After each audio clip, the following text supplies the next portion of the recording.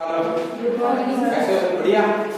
हाँ, आज अपना पिछला चैप्टर कंप्लीट हो गया ना और नया चैप्टर लेते हैं। आज का टॉपिक है इकाइनो नर्मेटा।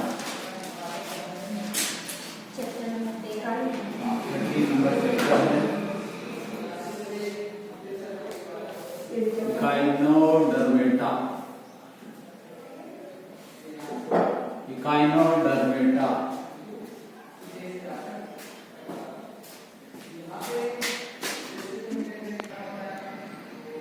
हाँ, हमारा टॉपिक का नाम क्या है? इकाइनोडर्मेटा। इकाइनोडर्मेटा जंतु के बारे में अपन पढ़ेंगे इसमें।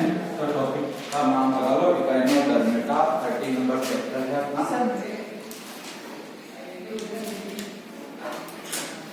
ये दो शब्दों से मिलकर बना है इकाइनोस। इकाइनो, एक तो इकाइनो और एक है डर्मा। इकाइनो का मतलब होता है कंटक। क्या होता है? कंटक। और डर्मा का मतलब होता है त्वचा। डर्मिस बोलते हैं ना, त्वचा बोल।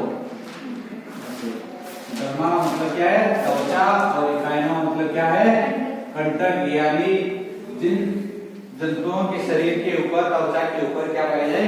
कंटक पाया जाए। वो जंतु किसमें वर्गीकरण किया गया? उनको इकाइनोडर्मेटा में रखा गया है। इकाइनोडर्मेटा संघ में रखा गया है। संघ में संघ इकाइनोडर्मेटा फाइलम। संघ इकाइनोडर्मेटा ऐसे लिख लो। लिख लिया? हाँ, फिर आगे इसके नीचे एरो लगा के लिखोगे। इस संघ के जंतुओं की त्वचा, इस संघ के जंतुओं की त्वचा कंटिकाओं युक्त होती है। इस संघ के जंतुओं की त्वचा कंटिकाओं युक्त होती है। अगला लाइन से लिखोगे इस संघ के, इस संघ का नाम 1738, इस संघ का नाम 1738 में जेकब क्लीन, 1738 में जेकब क्लीन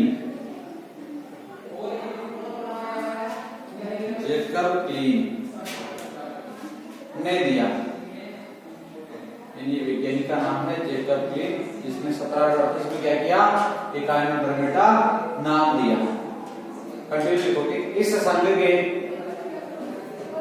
के जंतु, इस संघ के जंतु समुद्रवासी, इस संघ के जंतु समुद्रवासी तथा अरीय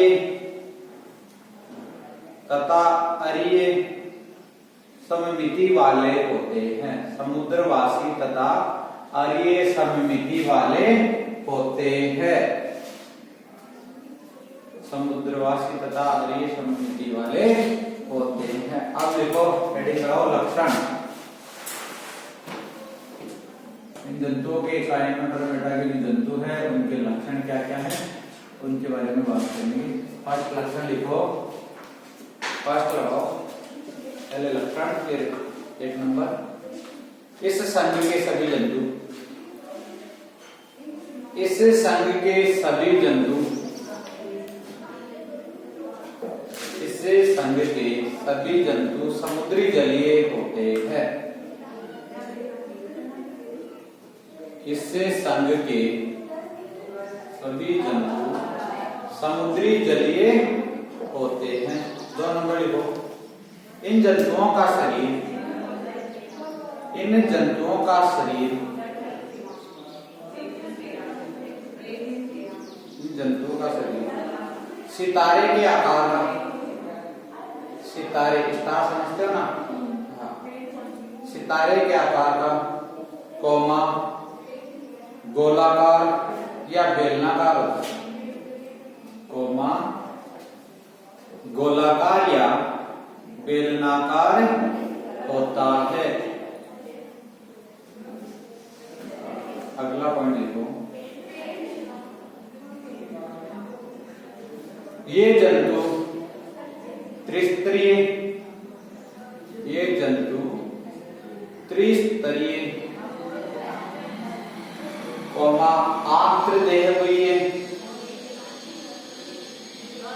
आंत्रदेह हुई है, वह पंच अरीय सममिति वाले होते हैं। पंच अरीय सममिति का मतलब कैसे, जैसे स्टार होता है ना, ये स्टार जैसे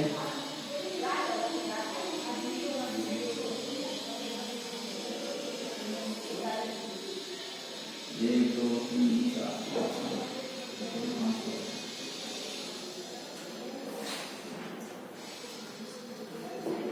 ऐसे बीच में से इसको काटेंगे तो बराबर भागों में बढ़ जाएंगे। अगला लिखो, अगला पॉइंट,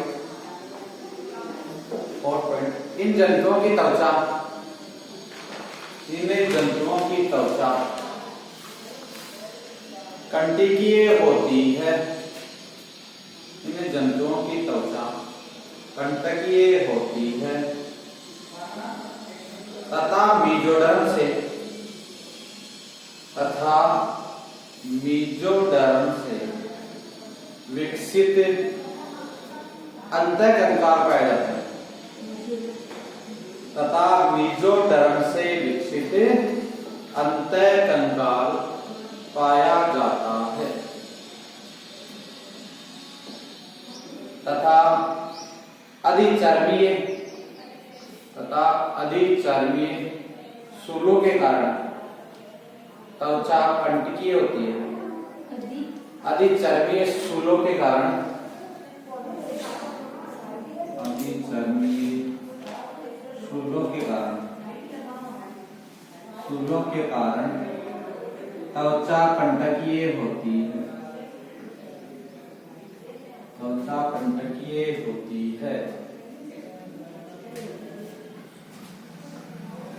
अगला पॉइंट लिखोगे, त्वचा पर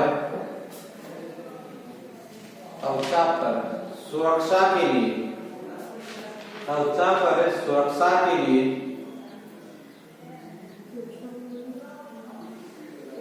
त्वचा पर सुरक्षा के लिए इन जंतुओं में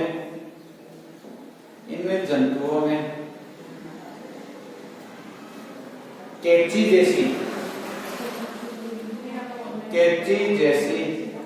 पेडिसिलेरिया पाए जाते हैं, कैंची जैसे पेडिसिलेरिया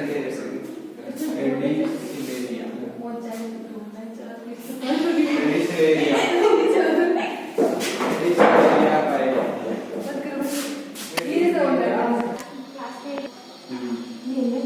कैंची जैसे पेडिसिलेरिया पाए जाते हैं। अगला लिखो, इन जंतुओं में सिर नहीं पाया जाता है, इन जंतुओं में क्या नहीं पाया जाता है, सिर नहीं पाया जाता है। अगला पॉइंट लिखना है, गमन के लिए, गमन का मतलब चलना, गमन के लिए इन जंतुओं में नाल पाल पाए जाते हैं,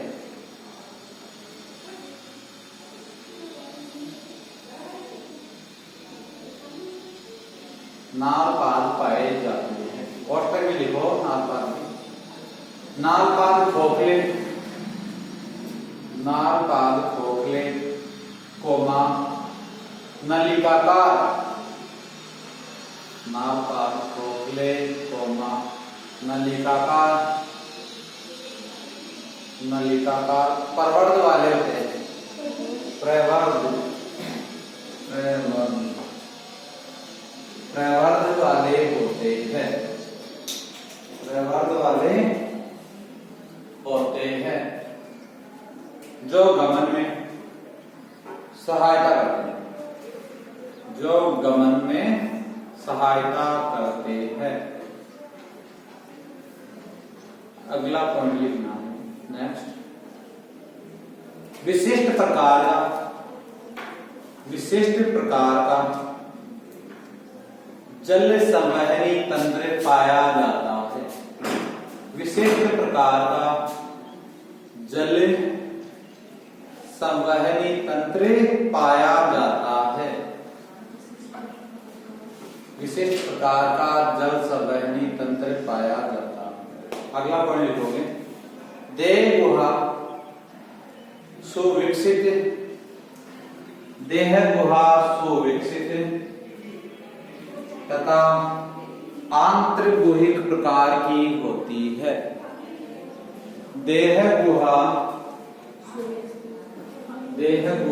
सुविकसित तथा आंतरगुहिक प्रकार की होती है। आंतरगुहिक प्रकार की तो आते पाई जाएंगे इसमें। अगला पॉइंट लिखो, इन जंतुओं में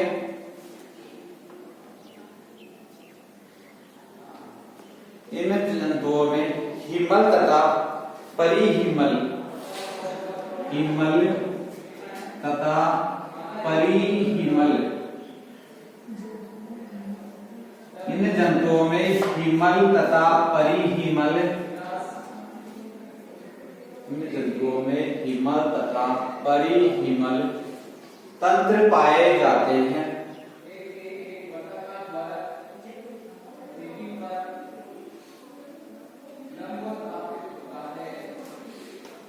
इन तंत्रों का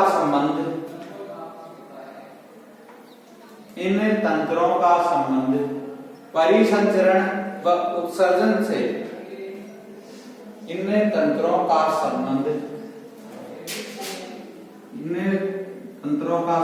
परिसंचरण तथा उत्सर्जनों से होता है।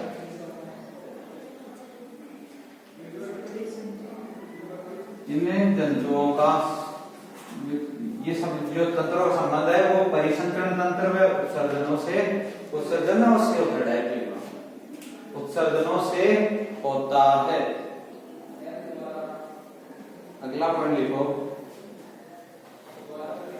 आहर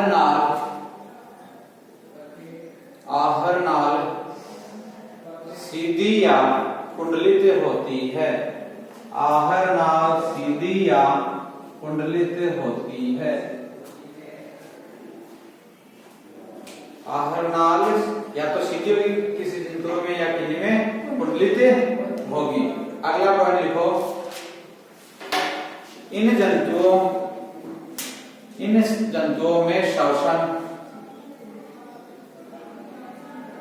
इन जंतुओं में श्वसन त्वचाग्लोम,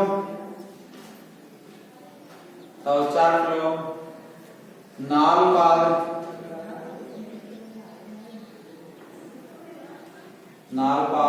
श्वसन तंत्र,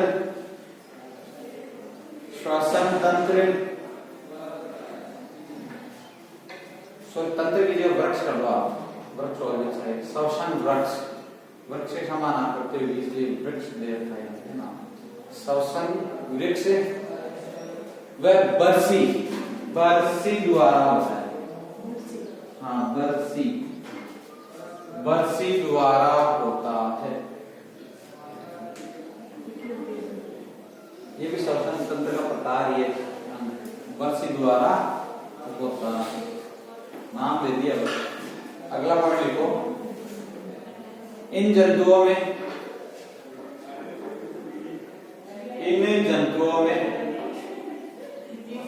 उत्सर्जी अंगों का अभाव होता है। इन जंतुओं में उत्सर्जी अंगों का अभाव होता है। अगला पॉइंट लिखो, तंत्रिका तंत्र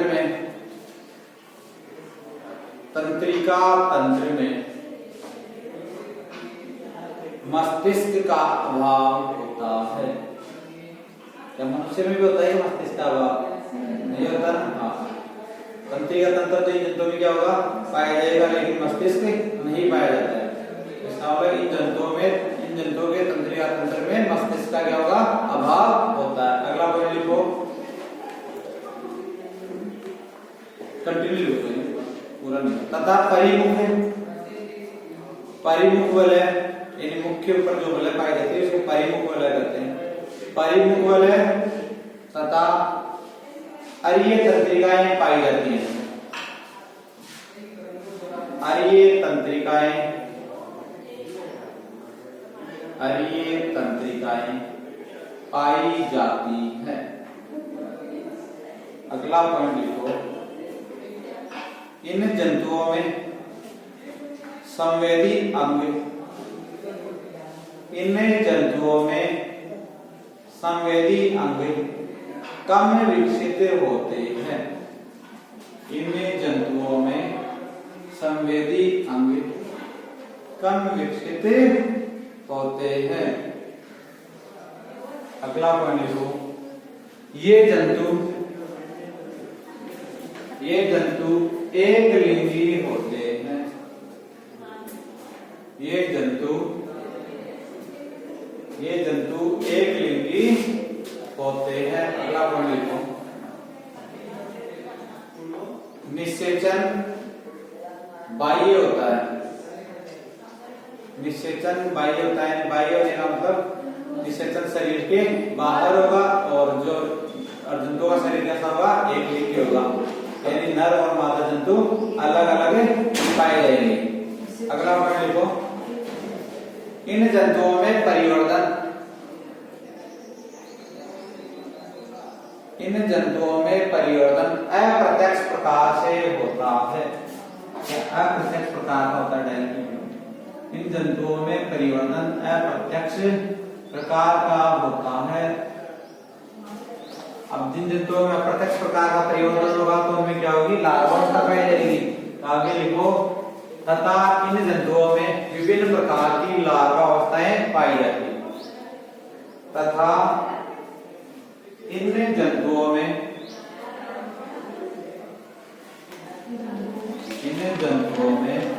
विभिन्न प्रकार की लार्वा अवस्थाएं पाई जाती है।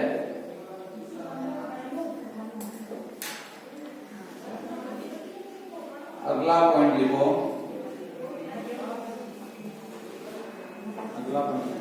पुनरुद्भवन की क्षमता, पुनरुद्भवन की क्षमता पाई जाती है।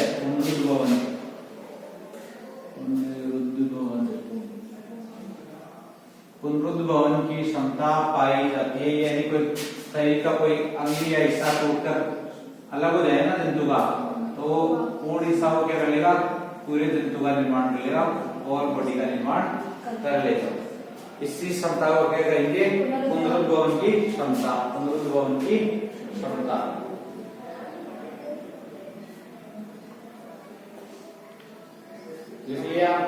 ये तो हो गए इसके क्या लक्षण, अब है वर्गीकरण। हेडिंग लगाओ, वर्गीकरण।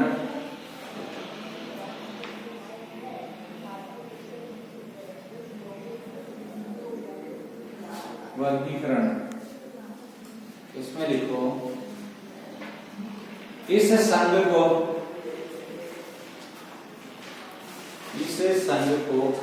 जल संवहनी तंत्र,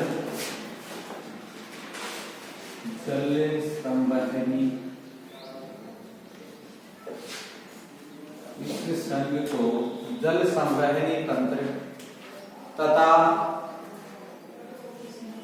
तथा शरीर की आकृति के आधार पर, तथा शरीर की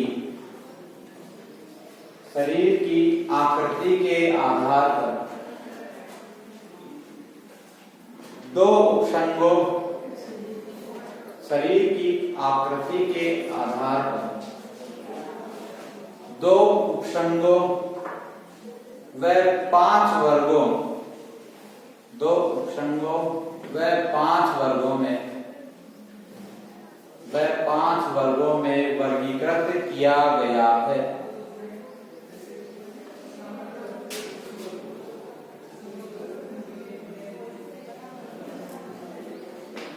फर्स्ट उपसंग है एल्यूथीरोजोआ,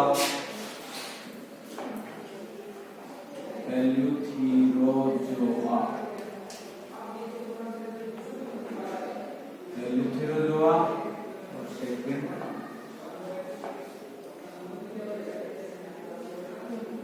एल्यूथीरोजोआ फर्स्ट और सेकंड है कैलमेटोजोआ।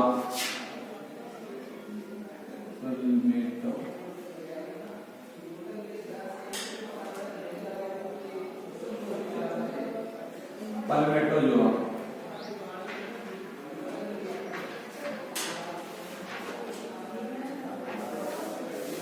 लिख लिया। ये आपके दो क्या हुए उपसंग, कल इनके बारे में हम क्या करेंगे और विस्तार से पढ़ेंगे। इतना बहुत है आज के लिए। हाँ, लक्षणों में और कुछ पूछना है आपको?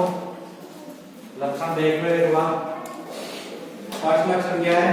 सभी जंतु समुद्री जलीय होते हैं। तो आप सबको पता है कि कहाँ रहेंगे? समुद्री जल के अंदर। दूसरा पॉइंट क्या है? हाँ, इन जंतुओं की यानी समस्त ज्यादातर जो जंतु है उनका आकार कैसा होगा? सितारे के समान होगा, बेलनाकार, गोलाकार, ये आकृतियां होंगी उनकी। फिर इन जंतुओं का शरीर किस तरीके होता है? तो तीन तरह आप जानते हैं, एक्टोडर्म, मेसोडर्म और एंडोडर्म। ये क्या हुए? तीन स्तन से मिलकर इन जंतुओं का शरीर बना होता है। आंत्र देह गुह्य होगा, इन देह गुहा में आंत्र पाए जाएंगे। और पंच अरीय होगा, 1 2 3 4 5 हो गए ना, सितारे का अब इन जंतुओं की जो त्वचा होगी उस पे क्या पाए जाएंगे? सूख पाए जाते हैं। जो सूखों के कारण त्वचा कैसी होती है? खंडकीय होती है। नेक्स्ट पॉइंट, तथा मेसोडर्म से विकसित अंतःकंकाल पाया जाता है। यानी जो अंतःकंकाल का निर्माण होगा वो किससे होगा? मेसोडर्म से होगा। मानव में हार्ट का निर्माण किससे होता है? हार्ट, हृदय का, हृदय का, हार्ट का, दिल का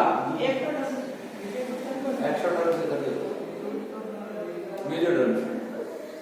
और इसमें क्या होगा? मेसोडर्म से ही अंतःकंकाल का निर्माण होगा। अगला पॉइंट, त्वचा सुरक्षा के लिए जंतुओं में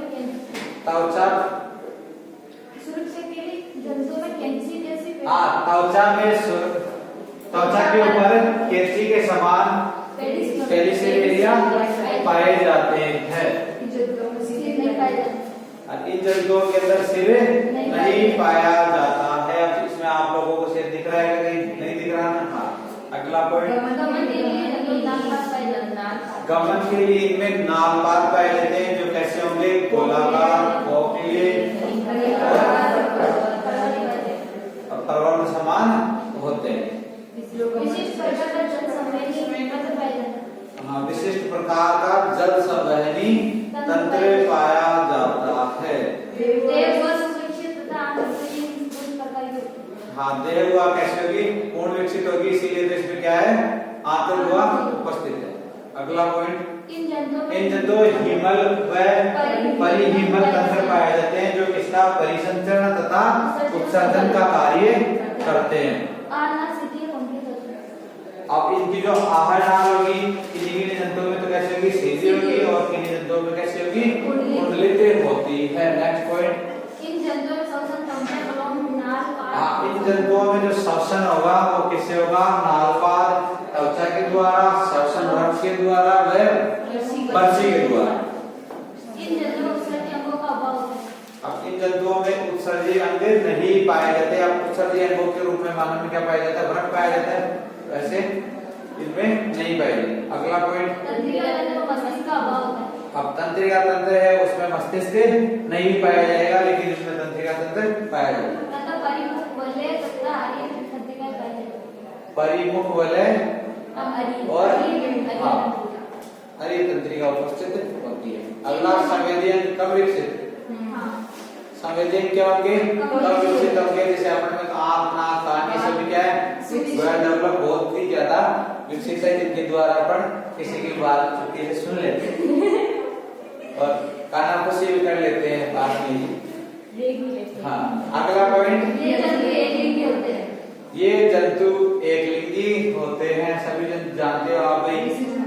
हाँ, और निषेचन शरीर के बाहर होता है जिसे बाह्य निषेचन बोलते हैं। अगला पॉइंट, अब इन जंतुओं का जो परिवर्तन होगा वो कैसा होगा?